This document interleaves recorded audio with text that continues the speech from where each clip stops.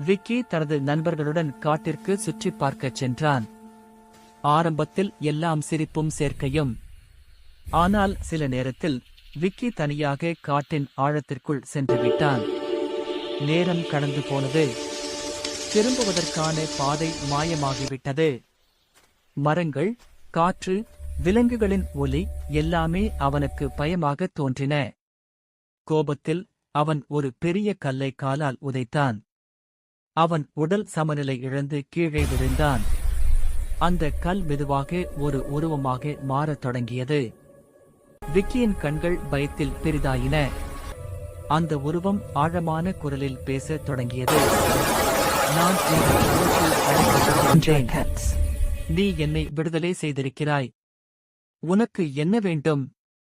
விக்கி நடுங்கிக் கொண்டு, எனக்கால் எதையும் கேட்க முடியாது என்று சொன்னான். அந்த உருவம் சிரித்தது.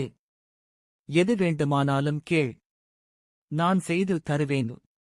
விக்கி சற்றே துணிச்சல் பெற்றான். என்னை கடற்கரைக்கு கொண்டு போ.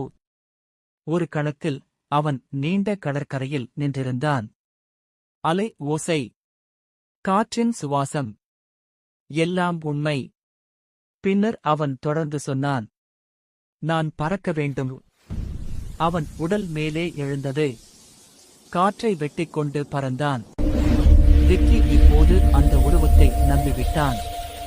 அந்த உருவம் கடைசியாக கேட்டது, உன் மூன்றாவது ஆசை என்ன? இது கடைசி வாய்ப்பு. விக்கி சிரித்துக்கொண்டு சொன்னான், எனக்கு வேண்டும் ஒரே ஆசை. இந்த காட்டிலிருந்து நான் சுதந்திரமாக வெளியேற வேண்டும். அந்த உருவம் தலை அசைத்தது.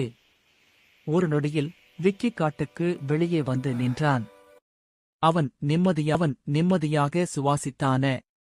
அவன் உடல் மெதுவாக கல்லாக மாற இந்த மாதிரி கதைகள் கேட்க சேனல் சப்ஸ்கிரைப் பண்ணுங்க.